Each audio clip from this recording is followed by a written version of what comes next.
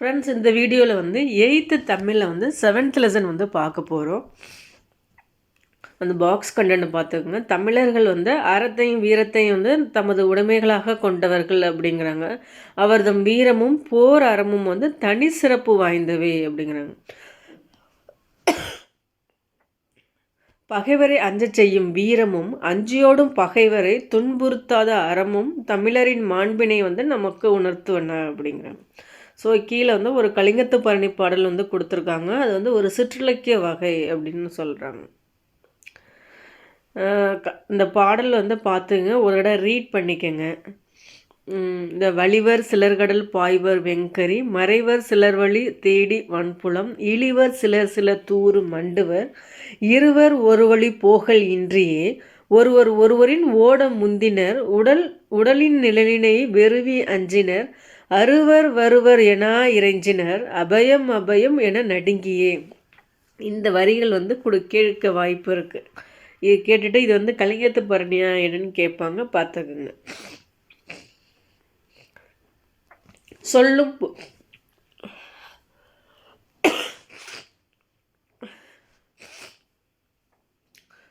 பொருள் வந்து பார்த்துங்க. மரளி அப்படின்னா வந்து காலன் வந்து சொல்கிறாங்க. எம்மன்னாலும் வந்து நம்ம வந்து காலன் சொல்லுவோம்ல, மரளினாலும் வந்து காலன்.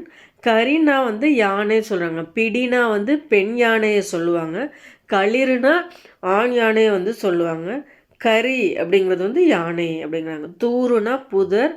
அறுவர்னா தமிழர். உடன்றன சினந்து எழுந்தன. கொஞ்சம் இது வந்து கெஸ் பண்ண முடியாத ஆப்ஷனாக இருக்குது, பார்த்துக்கோங்க. உடன்றன அப்படின்னா சினந்து எழுந்தன. வலிவர்னா நழுவி ஓடுவர் அப்படிங்கிறாங்க. பிளம்னா மலைக்குகை. மண்டுதல்னா நெருங்குதல். இறைஞ்சினர்னா வணங்கினர். முளை அப்படின்னா வந்து மலைக்குகை அப்படிங்கிறாங்க. ஸோ மலைக்குகைனா வந்து பிளம் வரும், முளை ரெண்டுமே வரதான் வந்து மலைக்குகை காணும்.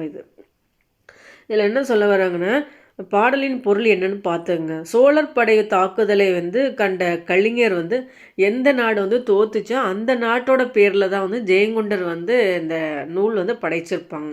கலிங்கத்து பரணி அப்படின்னு. இது வந்து சோழர்களுக்கும் கலிங்கர்களுக்கும் நடந்தது. அதில் வந்து சோழர்கள் வந்து வின் பண்ணிடுவாங்க. சோழர் படையின் தாக்குதலை கண்ட கலிங்கர் இது என்ன மாய வித்தையா என வியந்தனர். ஸோ கலிங்கரை சொல்கிறாங்க. தம்மை எரிக்க வந்த தீயோ என அஞ்சினர். சோழர் படை தம் உயிரை பறிக்கும் காலனோ என அஞ்சினர். காலன்னா என்ன? மரளி. தமது இறுதி காலம் நெருங்கிவிட்டதோ என எண்ணி அலைந்து குலைந்து நடுங்கினர். யாருன்னா கலிங்கர்கள் வந்து அது மாதிரி நடுங்கினாங்க அப்படிங்கிறாங்க. அப்படி நடுங்கிய கலிங்கப்படியினர் படை கூட்டத்திலிருந்து விலகி ஓடினர். சிலர் கடலில் தாவி குதித்து தப்பினர். சில யானைகளின் பின்னே மறைந்து கொண்டனர். எந்த திசையில் செல்வது என தெரியாமல் செல்வதற்கு அரிதான மலைக்குகையிலும், மலைக்குகைனா என்ன பார்த்தோம்? பிளம், முளை ரெண்டுமே வந்து மலைக்குகைக்கானது. புதர்களுக்குள்ளும் தப்பி ஓடினர் அப்படிங்கிறாங்க. கலிங்க வீரர்கள் ஒருவரை ஒருவர் முந்தி கொண்டு ஓடினர். அவங்க நிழலையும் மற்றவர் நிழலை கண்டு வந்து தமிழர்கள் துரத்தி வருவதாக எண்ணி அஞ்சினர் அப்படிங்கிறாங்க. தஞ்சம் வேண்டி வணங்கினர். சோழமனின் படையில் உள்ள யானைகள் சினமுற்று இடியை போல பிளிரின அப்படிங்கிறாங்க. யானைனா பிளிரும்னு சொல்லுவாங்கள்ல மரபுல. ஓசையை கேட்டு அஞ்சிய வீரர்கள் இருள் நிறைந்த குகைக்குள், மலை குகைனா என்ன அப்படின்னா முளை பிளம் ரெண்டுமே வந்து மலைக்குகை அப்படிம்போம், குகைக்குள் சென்று மறைந்தனர். ஏனையோர் புறமுதுகு காட்டி வந்து ஓடினர் அப்படின்னு. இப்போ வந்து நமக்கு வந்து கலிங்கத்து பரணி வந்து யார்? ஜெயங்கொண்டர் அப்படின்னு. அவர் வந்து தீபங்குடி என்னும் ஊரில் வந்து பிறந்தவர் அப்படிங்கிறாங்க. இவர் வந்து முதலாம் குலோத்துங்க சோழனின் வந்து அவைக்கள புலவராக வந்து ஜெயங்கொண்டர் இருந்திருக்கார். இவரை வந்து சிறப்பு பெயரால் வந்து சொல்கிறது ஏன்னா பரணிக்கோர் ஜெயங்கொண்டர் அப்படின்னு பலப்பட்டடை சொக்கநாத புலவர் வந்து பாராட்டியிருக்காங்க அப்படிங்கிறாங்க. கலிங்கத்து பரணினா 96 வகை சிற்றிலக்கியங்களில் ஒன்று தான் வந்து பரணி அப்படிங்கிறாங்க. அதுவும் தமிழில் முதலில் தோன்றிய பரணினா வந்து கலிங்கத்து பரணி தான் அப்படிங்கிறாங்க. முதலாம் குலோத்துங்க சோழன், அவருடைய படைத்தலைவர் வந்து கருணாகர தொண்டைமான் ஆகியோரின் கலிங்கப்போர் வெற்றியை வந்து இவரோட இது வந்து பேசுது அப்படிங்கிறாங்க. இதை வந்து தென் தமிழ் தெய்வப்பரணி அப்படின்னு ஒட்டக்கூத்தர் வந்து புகழ்ந்துள்ளார் அப்படிங்கிறாங்க. கலிங்கத்து பரணி வந்து களித்தாதல் இசையால் ஆனது. 599 களித்தாள் இசையால் ஆனது. இது கேட்டிருக்காங்கன்னு நோட் பண்ணிக்கோங்க.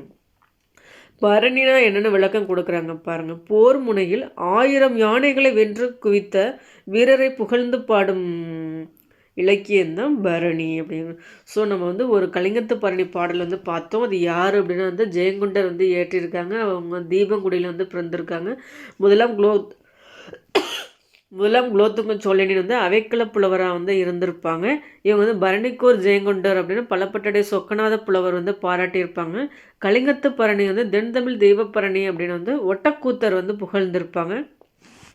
களித்தாளிசையால் ஆனதான் கலிங்கத்து பரணி. 599 தாளிசையால் வந்து ஆனது அப்படிங்கிறாங்க. கலிங்கத்து பரணினா 96 வகை சிற்றிலக்கியங்கள் ஒன்று. தமிழில் எழுந்த முதல் பரணி நூல்னா கலிங்கத்து பரணி தான். பரணி அப்படின்னா வந்து போர் முனையில் வந்து 1000 யானைகளை வென்று குவித்த ஒரு வீரனை பற்றி பாடுவது தான் பரணி அப்படிங்கிறாங்க. சிங்கம் வந்து டேஷில் வாழும். இது வந்து என்னென்னா மாயையா ஊழியா அலையான்னு கேட்குறாங்க. நமக்கு வந்து என்ன மலை குகையில் தானே வாழும் சிங்கம். பிளம் முளை ரெண்டுமே வந்து மலைக்குகைக்கான ஒரு மீனிங் பார்த்துக்கங்க. முளையில் வாழும். கலிங்க வீரர்களிடையே தோன்றிய உணர்வு வந்து என்ன அப்படின்னா அச்சம். வெங்கரி எப்படி பிரிக்கிறாங்க? வெம்மை கூட்டல் கரி. என்று இருள்னா என்று கூட்டல் இருள். போல் கூட்டல் உடனனா போல் உடன்றன. விடுதலை திருநாள். பிறந்த நாள், திருமண நாள் போன்ற தொடர்புடைய குடும்பத்தினருக்கு மட்டுமே மகிழ்ச்சி அளிக்கும் நாள்களாகும். சமய தொடர்பான விழாக்கள் குறிப்பிட்ட சமயத்தினருக்கு மட்டுமே மகிழ்ச்சி அளிக்கும். இந்தியர் அனைவருக்கும் மகிழ்ச்சி அளிக்கும் இன்றியமையா நாள் ஒன்றினையின் சிறப்பை வந்து அறிவோம் அப்படிங்கிறாங்க. ஸோ ஒரு மீரா எழுதிய பாடல் தான் இது. வந்து ரொம்ப கொஞ்சம் பார்க்க வந்து நீங்கள் ரீட் பண்ணிங்கன்னாவே புரியும், பார்த்துக்கோங்க. சீவன் அப்படின்னா என்ன? உயிர்னு சொல்கிறாங்க. சத்தியம்னா உண்மை. ஆனந்த தரிசனம்னா மகிழ்வான காட்சி. வையம்னா உலகம். சபதம் சூளுரை. மோகித்து விரும்பி. இதில் வந்து கொஞ்சம் மீனிங் வந்து புரிஞ்சிக்க வேண்டியது வந்து 2 தான். மற்ற எல்லாமே கொஞ்சம் உங்களால் கெஸ் பண்ணி எழுதிட முடியும். சீவன்னா உயிர். மோகித்து அப்படின்னா வந்து விரும்பி. நூல்வழி டைரெக்டாக வந்துருங்க பார்ப்போம். மீரா அப்படின்னா வந்து ராஜேந்திரனை தான் வந்து அவங்க மீரா அப்படின்னு வந்து சொல்கிறாங்க.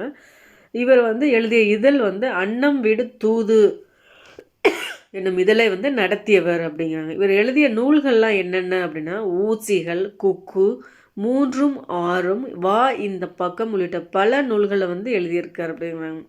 இவர் எழுதிய கோடையும் வசந்தமும் என்னும் நூலிலிருந்து தான் இங்கே கொடுத்துருக்க கவிதை அப்படிங்கிறாங்க. ஸோ மீரா அப்படின்னா ராஜேந்திரன் தான் மீரான்னு வந்து சொல்கிறாங்க. இவர் நடத்திய இதழ் வந்து அன்னம் வீடு தூது. இவரோட நூல்கள்லாம் வந்துன்னா ஊசிகள், குக்கு, 3ம் 6ம், வா இந்த பக்கம் இதெல்லாம். நம்ம கொடுத்துருக்க கவிதை பாடல் எதுலேருந்து எடுத்திருக்காங்கன்னா கோடையும் வசந்தம்ங்கிற நூல்லேருந்து. வானில் முழு நிலவு அழகாக தரிசனம் அளித்தது.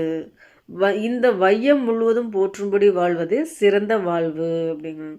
ஜீவன் இல்லாமல்னா ஜீவன் கூட்டல் இல்லாமல். சீவன்னா என்னன்னு பார்த்தோம்? உயிர். விலங்கொடித்துனா விலங்கு கூட்டல் ஒடித்து. காட்டை கூட்டல் எரித்து வந்து காட்டை எரித்து. இதம் கூட்டல் தரும் இதந்தரும். எம்ஜிஆர் அவங்களோட லெசன் இது. ரொம்ப இன்ஃபர்மேட்டிவான லெசன், நல்லா பார்த்துங்க. தான் எடுத்துக்கொண்ட செயலில் வெற்றியாளராக விளங்கிட வேண்டும் என்கின்ற எண்ணம் எல்லோருக்கும் உண்டு. எண்ணியது எண்ணியவாறே செய்து முடிக்கும் வல்லமை வந்து சிலருக்குத்தான் உண்டு அப்படிங்கிற மாதிரி சொல்கிறாங்க. அத்தகையோர் மக்கள் மனதில் வந்து தலைவர்களாக நின்று வாழ்கிறார்கள். அத்தகைய தலைவரை பற்றி வந்து அறிந்து கொள்வோம் அப்படிங்கிறாங்க.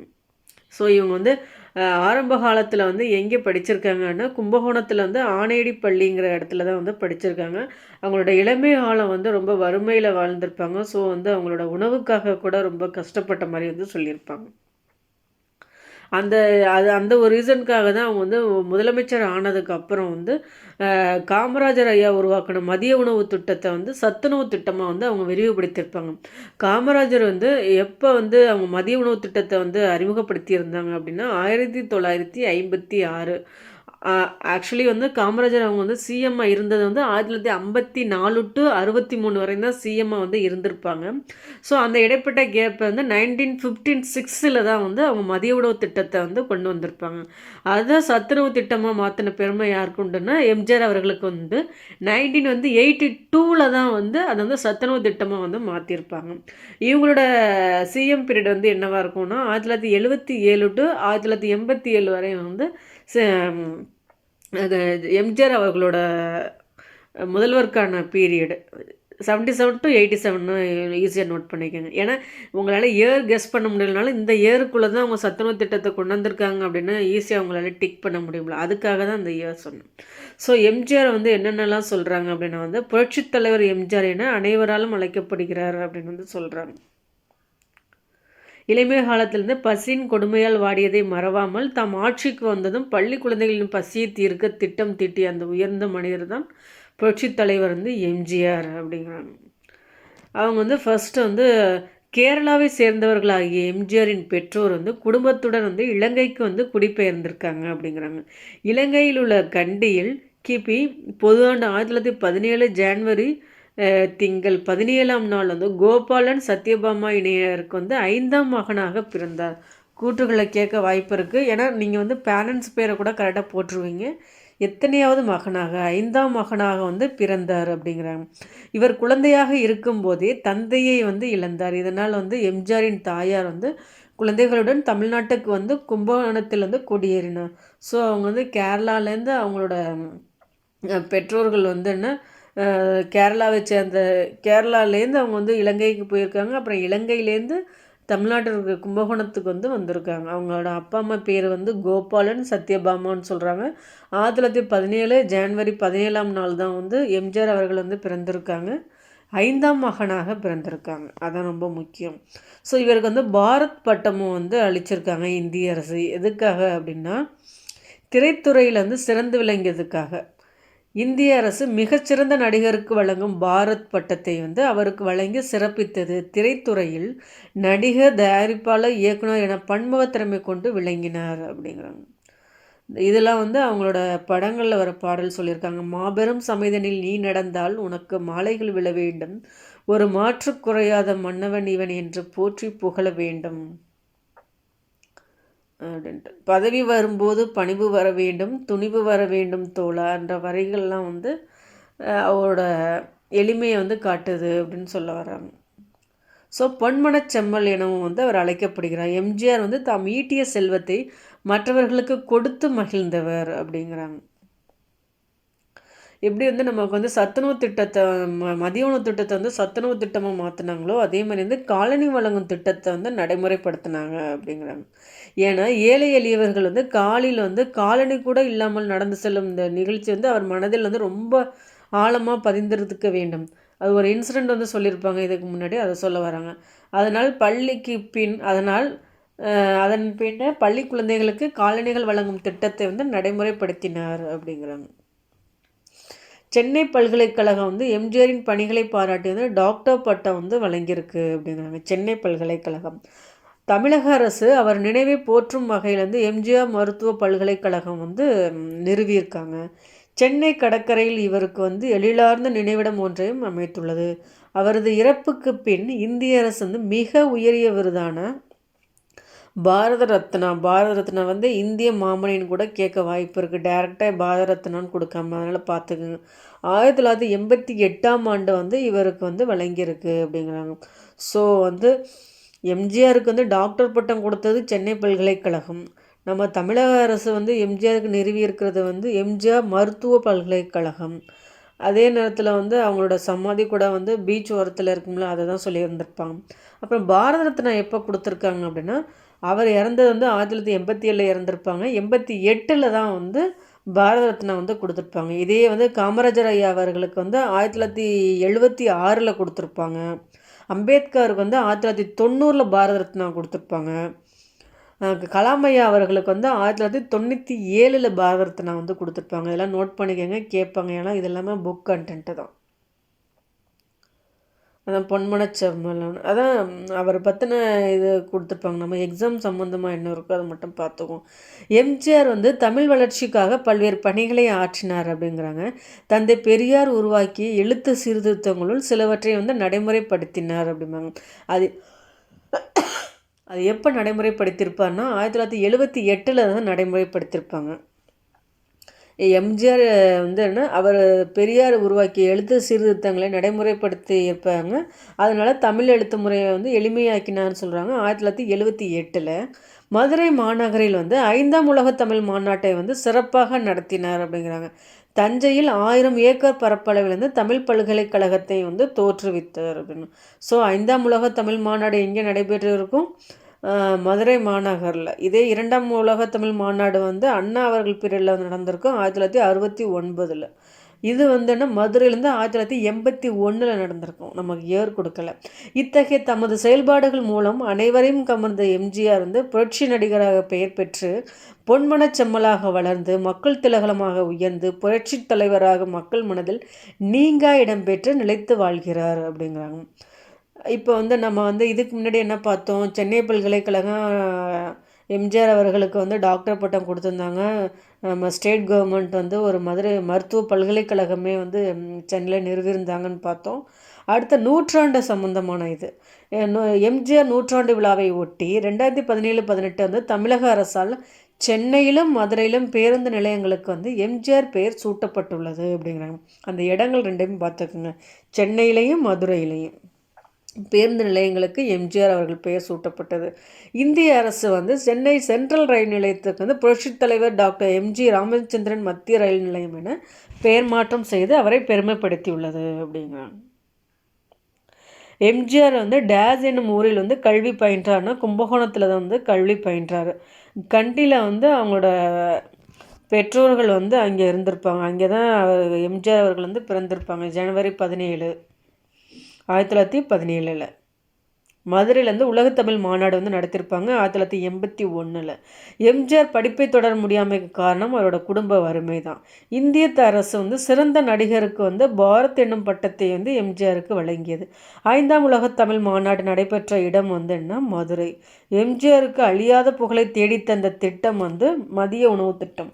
இலவச காலனி திட்டமும் அவங்க தான் அறிமுகப்படுத்தியிருப்பாங்க. மதிய உணவு திட்டம் அப்படிங்கிறது வந்து காமராஜர் ஐயா இது பண்ணது. அதை சத்துணவு திட்டமாக மாற்றின பெருமை தான் வந்து எம்ஜி ராமச்சந்திரன் அவர்களுக்கு உரியது. அறிவுசால் ஔவையார். கல்வி அறிவில் சிறந்த அறிவோரையும் நல்லொழுக்கம் மிக்க மக்களையும் கொண்டது நம் தமிழ்நாடு அப்படிங்கிறாங்க. இவர்களை போற்றி பாதுகாக்க வேண்டியது மன்னர்களின் கடமையாக கருதப்பட்டது. அறிவில் சிறந்த புலவர்கள் மன்னர்களுக்கு தேவையான அறிவுரைகளை வழங்கி நாட்டை பாதுகாக்க உதவினர். அவ்வாறு 2 நாடுகளுக்கு இடையே நடைபெற இந்த போரை ஔவையார் தடுத்த நிகழ்வு அப்படிங்கிறாங்க. ஸோ அதிகமான ஔவையார் அமைச்சர். இது நமக்கு இந்த கதை தேவையில்லை. இந்த நெல்லிக்கனி கொடுத்துருப்பாங்களே அதிகமான அதை பற்றின இது. இதை பார்த்துங்க. தெரிந்து தெளிவும். சிறியிலே நெல்லி தீங்கனி குறியாது ஆதால் நீ நகத்தடக்கிய சாதல் நீங்க எமக்கீந்தனையே. நமக்கு கீ பாயிண்ட் வந்து இதில் வந்து நெல்லிக்கனி தான். நெல்லிக்கனின்னு வந்தாவே ஔவையாரை போட்டுருங்க.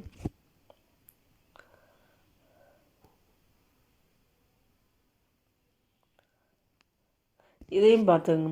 இவ்வே பீலியணிந்து மாலை சூட்டி கண் திரள் நோன் கால் திருத்தி நெய்யணிந்து கடியுடைவியன் நகர வவ்வே அவ்வே பகவ குத்தி கோள் நுதி சிதைந்து கொள்துறை குற்றில மாதோ என்றும் உண்டாயின் பதம் கொடுத்து இல்லாயின் உடன் உண்ணும் இல்லோர் ஒக்கல் தலைவன் அண்ணல் எம் கோமான் வைந்துணி வேலே. ஔவையார். இதையும் பார்த்துக்கோங்க, கேட்க வாய்ப்பு இருக்கு.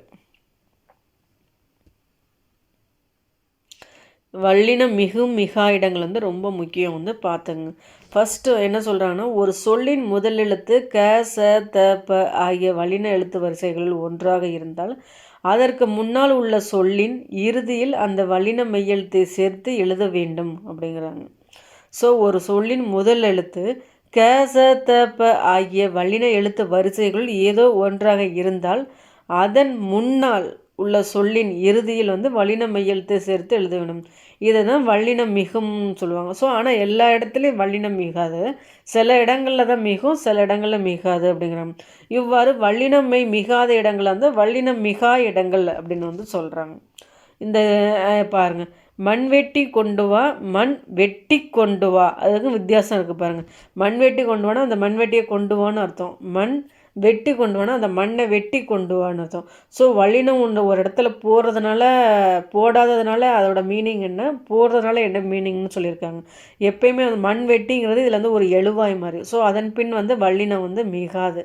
இந்த இடத்துல வந்து என்ன, இந்த வல்லினம் போட்டால் வந்து அதோட அர்த்தமே வந்து மாறுது அப்படிங்கிறாங்க. வல்லினம் மிக வேண்டிய இடத்தில் மிகாமல் எழுவதும் மிகக்கூடாத இடத்தில் வல்லினமை இட்டு எழுவதும் கூட தவறு தான் அப்படிங்கிறாங்க. ஸோ எந்தெந்த இடத்துலலாம் வல்லினம் மிகும்னு பார்த்துக்குங்க. சுட்டு திரிபுகளின் பின் வல்லினம் மிகுங்கிறாங்க. அந்த பக்கம், இந்த கவிதை. அதே மாதிரி வினா திரிபை அடுத்து வல்லினம் மிகும். எந்த திசை, அந்த, இந்த, எந்த, எது வந்தாலுமே வந்து நீங்கள் வந்து வல்லினம் போட்டுருங்க. இரண்டாம் வேற்றுமை உருவாகிய ஐ வெளிப்படையாக வரும் இடத்தில் வல்லினம் மிகும். தலையை காட்டு, பாடத்தை படி, நீங்கள் சொல்லி பார்த்தாவே போட்டுடலாம். அதே மாதிரி நான்காம் வேற்றுமை உருவாகிய கூ வெளிப்படையாக வரும் இடத்திலும் வல்லினம் மிகும். எனக்கு தெரியும், அவனுக்கு பிடிக்கும் அப்படின்னு. அப்புறம் வந்து வினையச்சத்தில் பாருங்கள், இகரத்தில் முடியும் வினையச்சங்களை அடுத்து வல்லினம் மிகும். எழுதி பார்த்தால், ஓடி களைத்தான். உகரத்தில் முடியும் வினையச்சங்கள் வந்து வன்தொட குற்றியலாகமாக இருந்தால் மட்டும்தான் வல்லினம் மிகும். என்ன சொல்ல வராங்கன்னா, இகரத்தில் முடியும் வினையச்சத்துலலாம் வல்லினம் மிகுதான். அதே இடத்துல உகரத்தில் வந்து வன்தொட குற்றியலுகரமாக இருந்தால் மட்டும் வல்லினம் மிகுங்கிறாங்க. பெற்றுக்கொண்டேன், படித்து பார்த்தார் அப்படிங்கிறாங்க. நீங்கள் சொல்லி பார்த்தாவே உங்களுக்கு வந்து சிலது புரியும்.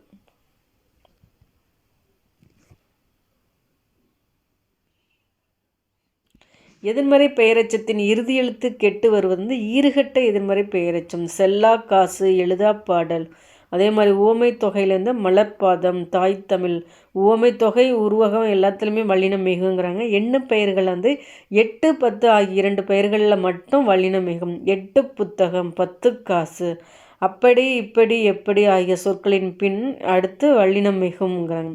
அப்படி செய், இப்படி செய், எப்படி தெரியும், அந்த, இந்த, எந்தன்னு சொல்கிறோமோ அதே மாதிரி அப்படின்னு வருதலையும் மிகும் அப்படிங்கிற. திசைப்பெயர்களை அடுத்தும் வல்லினம் மிகும். கிழக்கு கடல், மேற்கு சுவர், வடக்கு தெற்கு.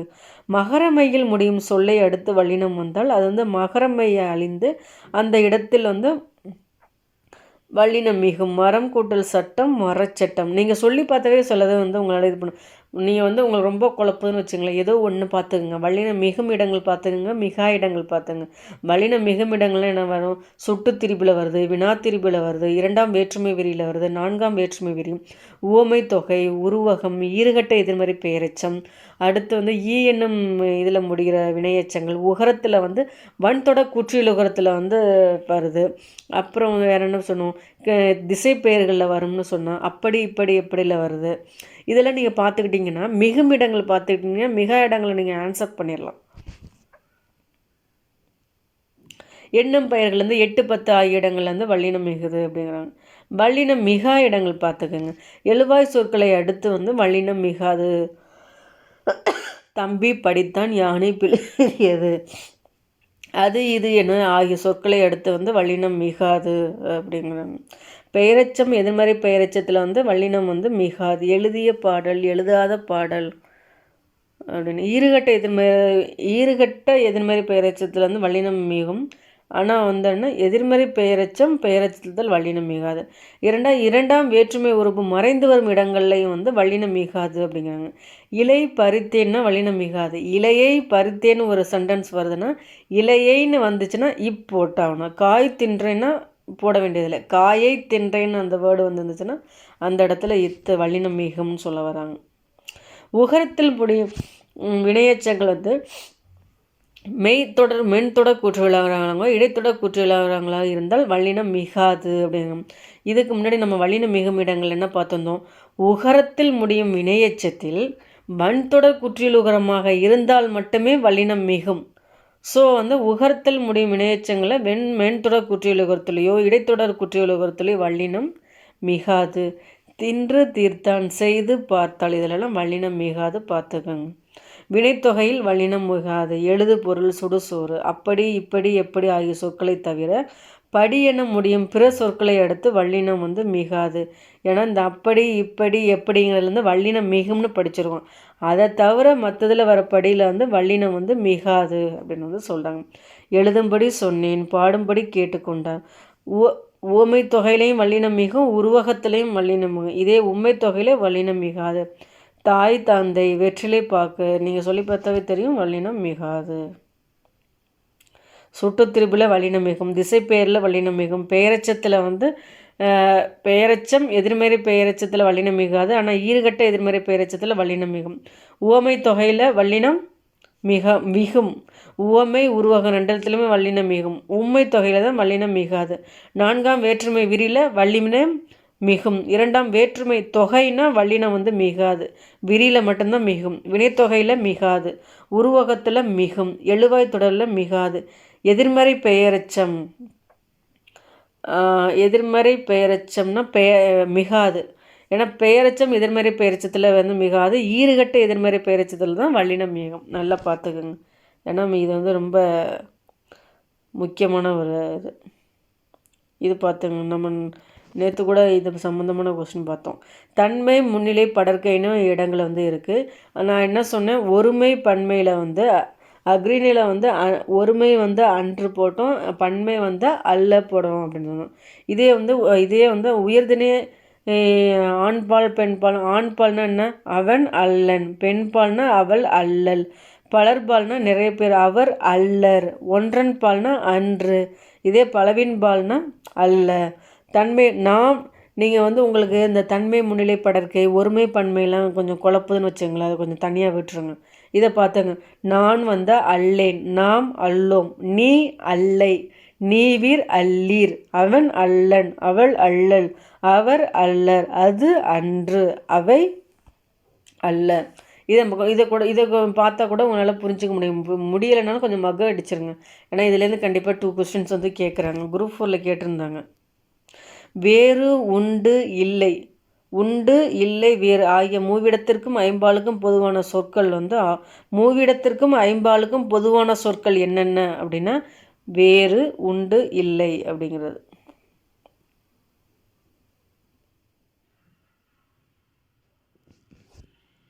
கலைச்சொல் அறிவும் பார்த்துக்கோங்க. கதாநாயகன் ஹீரோ, தி ஹீரோ, முதலமைச்சர் சீஃப் மினிஸ்டர், தலைமை பண்பு லீடர்ஷிப், ஆதரவு சப்போர்ட்டு, வரி டேக்ஸ், வெற்றி விக்ட்ரி, சட்டமன்ற உறுப்பினர் வந்து member of legislative assembly.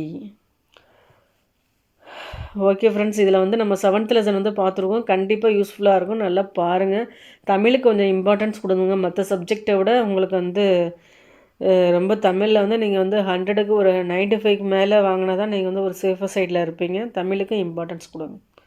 Okay friends, பிடிச்சிருந்தால் லைக் பண்ணுங்கள், ஷேர் பண்ணுங்கள், உங்கள் ஃப்ரெண்ட்ஸுங்களுக்கும் வந்து இதை ஷேர் பண்ணுங்கள். சேனலை சப்ஸ்கிரைப் பண்ணலனாலும் சப்ஸ்கிரைப் பண்ணுங்கள். நெக்ஸ்ட் வீடியோவில் பார்ப்போம். தேங்க்யூ.